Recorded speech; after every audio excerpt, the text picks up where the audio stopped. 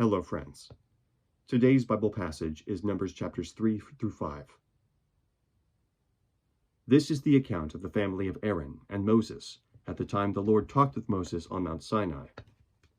The names of the sons of Aaron were Nadab the firstborn, and Abihu, Eleazar, and Ithamar. Those were the names of Aaron's sons, the anointed priests, who were ordained to serve as priests. Nadab and Abihu, however, fell dead before the Lord when they made an offering with unauthorized fire before him in the desert of Sinai. They had no sons, so only Eleazar and Ithamar served as priests during the lifetime of their father Aaron. The Lord said to Moses, "Bring the tribe of Levi and present them to Aaron the priest to assist him. They are to perform duties for him and for the whole community at the tent of meeting by doing the work of the tabernacle. They are to take care of all the furnishings of the tent of meeting, fulfilling the obligations of the Israelites by doing the work of the tabernacle. Give the Levites to Aaron and his sons. They are the Israelites who are to be given wholly toward him. Appoint Aaron and his sons to serve as priests. Anyone else who approaches the sanctuary must be put to death." The Lord also said to Moses, "I have taken the Levites from among the Israelites in place of the first male offspring of every Israelite woman.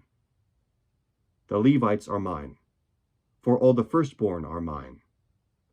When I struck down all the firstborn in Egypt, I set apart for myself every firstborn in Israel, whether man or animal. They are to be mine. I am the Lord." The Lord said to Moses in the desert of Sinai, "Count the Levites by their families and clans. Count every male a month old or more." So Moses counted them, as he was commanded by the word of the Lord.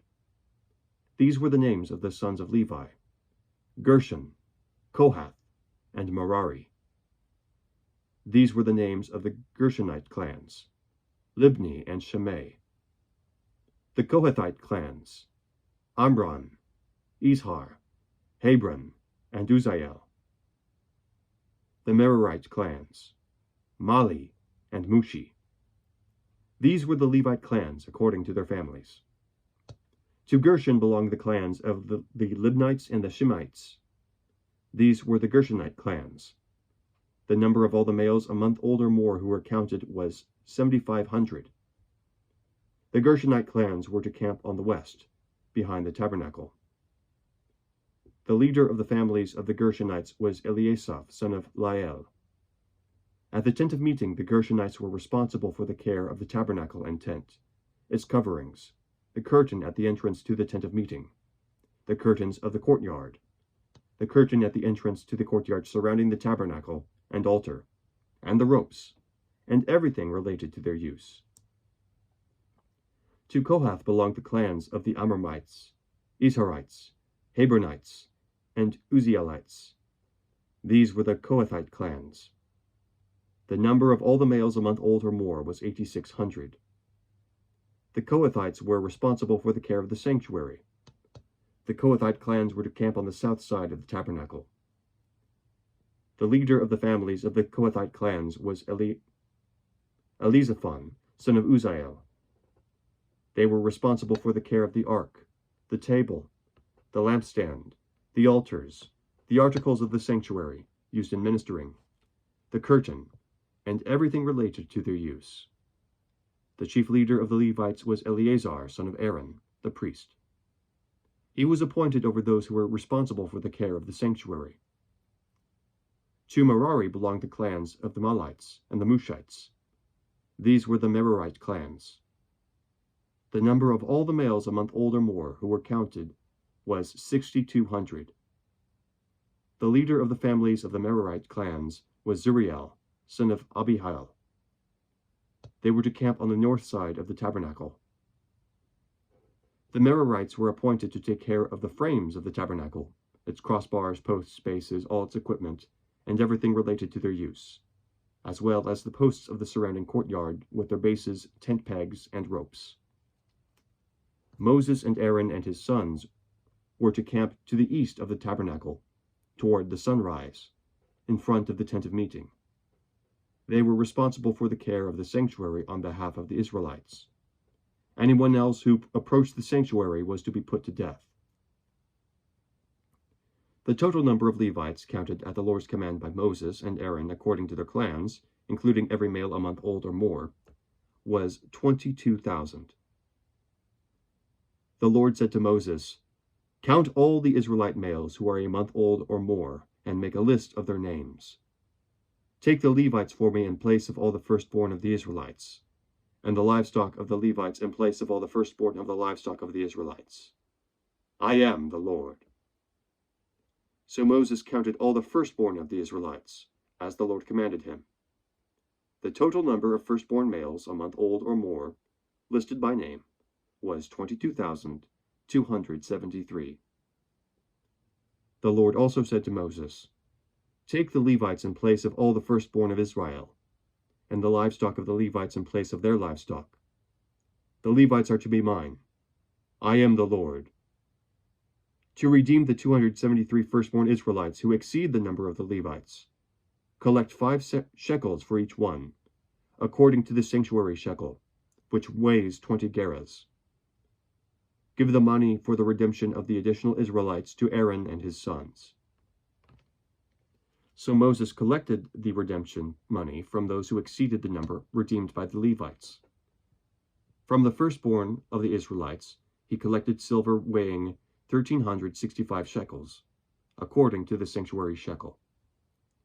Moses gave the redemption money to Aaron and his sons, as he was commanded by the word of the Lord. The Lord said to Moses and Aaron, "Take a census of the Kohathite branch of the Levites by their clans and families. Count all the men from 30 to 50 years of age who come to serve in the work in the tent of meeting. This is the work of the Kohathites in the tent of meeting, the care of the most holy things. When the camp is to move, Aaron and his sons are to go in and take down the shielding curtain and cover the ark of the testimony with it. Then they are to cover this with the hides of sea cows. Spread a cloth of solid blue over that, and put the poles in place. Over the table of the presence, they are to spread a blue cloth, and put on it the plates, dishes, and bowls, and the jars for drink offerings. The bread that is continually there is to remain on it. Over these they are to spread a scarlet cloth. Cover that with the hides of sea cows, and put its poles in place.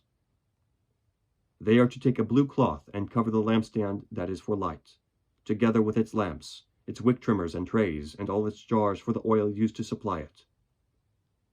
Then they are to wrap it and all its accessories in a covering of hides of sea cows, and put it on a carrying frame. Over the gold altar they are to spread a blue cloth, and cover that with hides of sea cows, and put its poles in place. They are to take all the articles used for ministering in the sanctuary, wrap them in a blue cloth, cover that with hides of sea cows, and put them in a carrying frame. They are to remove the ashes from the bronze altar, and spread a purple cloth over it. Then they are to place on it all the utensils used for the ministering at the altar, including the fire pans, meat forks, shovels, and sprinkling bowls. Over it they are to spread a covering of hides of sea cows, and put its poles in place. After Aaron and his sons have finished covering their holy furnishings and all the holy articles, and when the camp is ready to move, the Kohathites are to come do the carrying, but they must not touch the holy things, or they will die. The Kohathites are to carry those things that are in the tent of meeting. Eleazar, son of Aaron the priest, is to have charge of the oil for the light, the fragrant incense, the regular grain offering, and the anointing oil. He is to be in charge of the entire tabernacle and everything in it, including its holy furnishings and articles. The Lord said to Moses and Aaron, "See that the Kohathite tribal clans are not cut off from the Levites, so that they may live and not die when they come near the most holy things. Do this for them. Aaron and his sons are to go into the sanctuary and assign to each man his work and what he is to carry. But the Kohathites must not go in to look at the holy things, even for a moment, or they will die." The Lord said to Moses, "Take a census also of the Gershonites by their families and clans. Count all the men from 30 to 50 years of age who come to serve in the work of the tent of meeting. This is the service of the Gershonite clans, as they are to work and carry burdens. They are to carry the curtains of the tabernacle, the tent of meeting, its covering and the outer covering of the hides of sea cows, the curtains for the entrance to the tent of meeting, the curtains of the courtyard surrounding the tabernacle and altar, the curtain for the entrance, the ropes and all the equipment used in its service. The Gershonites are to do all that needs to be done with these things. All their service, whether carrying or doing other work, is to be done under the direction of Aaron and his sons. You shall assign to them as their responsibility all they are to carry. This is the service of the Gershonite clans at the tent of meeting. Their duties are to be under the direction of Ithamar, son of Aaron, the priest. Count the Merarites by their clans and families. Count all the men from 30 to 50 years of age who come to serve in the work of the tent of meeting. This is their duty as they perform service at the tent of meeting: to carry the frames of the tabernacle, its crossbars, posts, and bases, as well as the posts of the surrounding courtyard with their bases, tent pegs, ropes, all their equipment, and everything related to their use. Assign to each man the specific things he is to carry. This is the work of the Merarite clans as they work at the tent of meeting, under the direction of Ithamar, of Aaron, son of Aaron, the priest. Moses, Aaron, and the leaders of the community counted the Kohathites by their clans and families. All the men from 30 to 50 years of age who came to serve in the work of the tent of meeting, counted by clans, was 2,750. This was the total of all those in the Kohathite clans who served in the tent of meeting. Moses and Aaron counted them according to the Lord's command through Moses. The Gershonites were counted by their clans and families. All the men from 30 to 50 years of age who came to serve in the work of the tent of meeting, counted by their clans and families, were 2,630. This was the total of those in the Gershonite clans who served at the tent of meeting. Moses and Aaron counted them according to the Lord's command. The Merarites were counted by their clans and families. All the men from 30 to 50 years of age who came to serve in the work of the tent of meeting, counted by their clans, were 3,200. This was the total of those in the Merarite clans. Moses and Aaron counted them according to the Lord's command through Moses. So Moses, Aaron, and the leaders of Israel counted all the Levites by their clans and families. All the men from 30 to 50 years of age who came to do the work of serving and carrying the tent of meeting numbered 8,580. At the Lord's command through Moses, each was assigned his work and told what to carry. Thus they were counted, as the Lord commanded Moses. The Lord said to Moses, "Command the Israelites to send away from the camp anyone who has an infectious skin disease or a discharge of any kind, or who is ceremonially unclean because of a dead body. Send away male and female alike. Send them outside the camp so they will not defile their camp, where I dwell among them." The Israelites did this. They sent them outside the camp. They did just as the Lord had instructed Moses. The Lord said to Moses, "Say to the Israelites, when a man or woman wrongs another in any way, and so is unfaithful to the Lord, that person is guilty and must confess the sin he has committed. He must make full restitution for his wrong, add 1/5 to it, and give it all to the person he has wronged.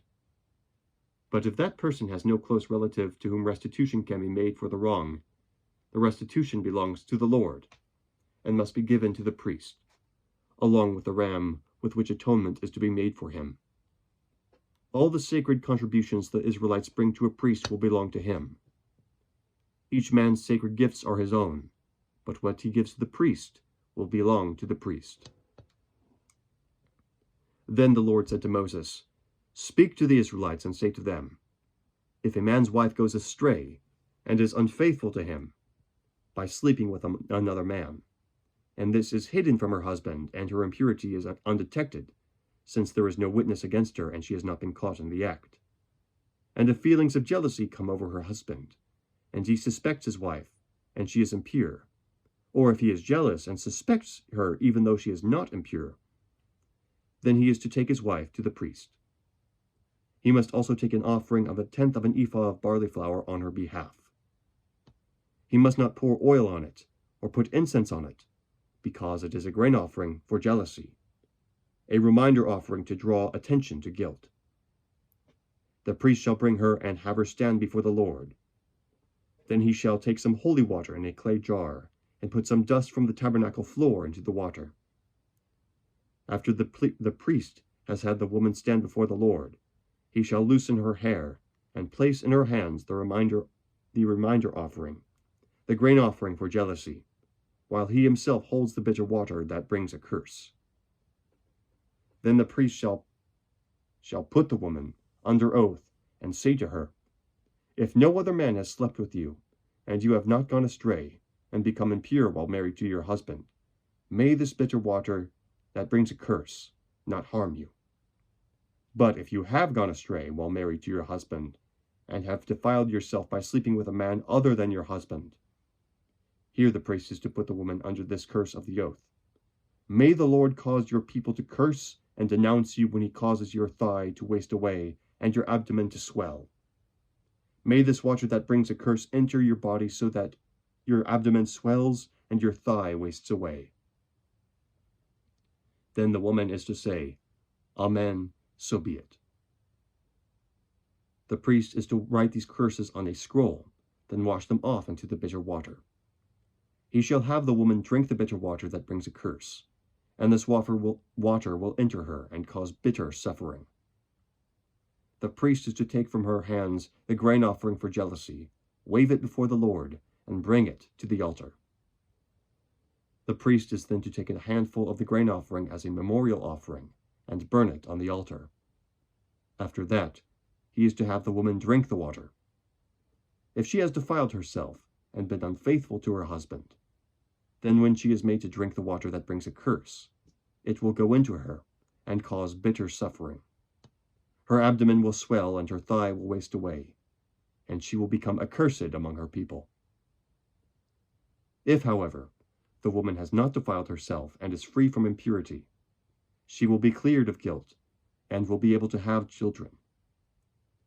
This, then, is the law of jealousy when a woman goes astray and defiles herself while married to her husband, or when feelings of jealousy come over a man because he suspects his wife. The priest is to have her stand before the Lord and is to apply this law to her.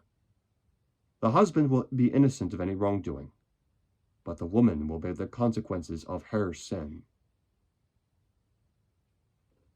The word of the Lord. Thanks be to God. Have a great day.